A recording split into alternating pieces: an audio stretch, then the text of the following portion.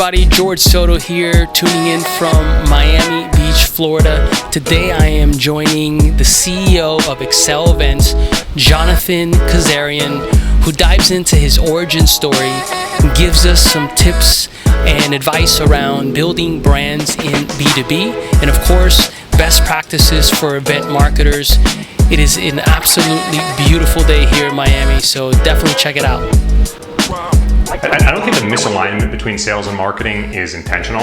I think it's laziness that's triggering it. It's a lot of work to wrangle a sales team and try to teach them this is the narrative that we're going to put out there, right? They always feel like, hey, I make $100 a day. I say the same thing. I know what to say better than you, marketing person.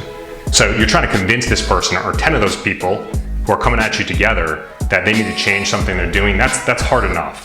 And then there's just the aspect of even starting that process, right?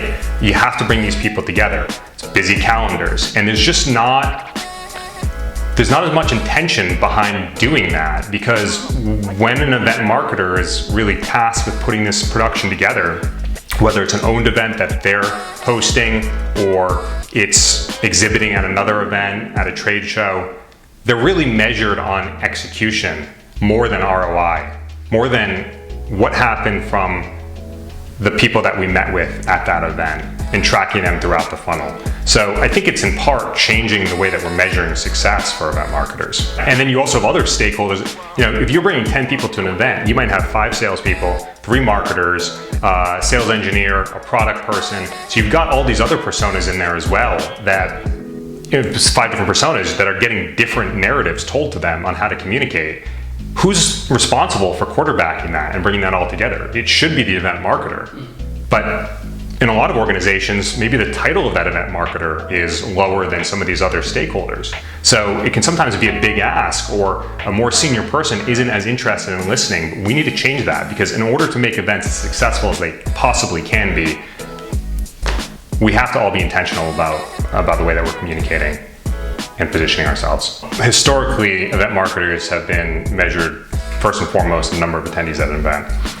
Some people claim that that's just a sort of a facade, irrelevant metric, but I think it actually is a very valid metric as long as those are qualified people. But a lead is not pipeline, and we need to be measuring events on pipeline, at least in the corporate space.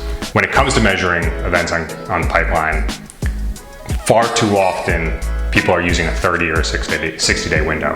And if you're selling enterprise tech, you mentioned 50K deals, that's not a 2-week sales cycle, right? Somebody's in a year-long contract already. They're not necessarily in market around the time when they might have interacted with you at the event.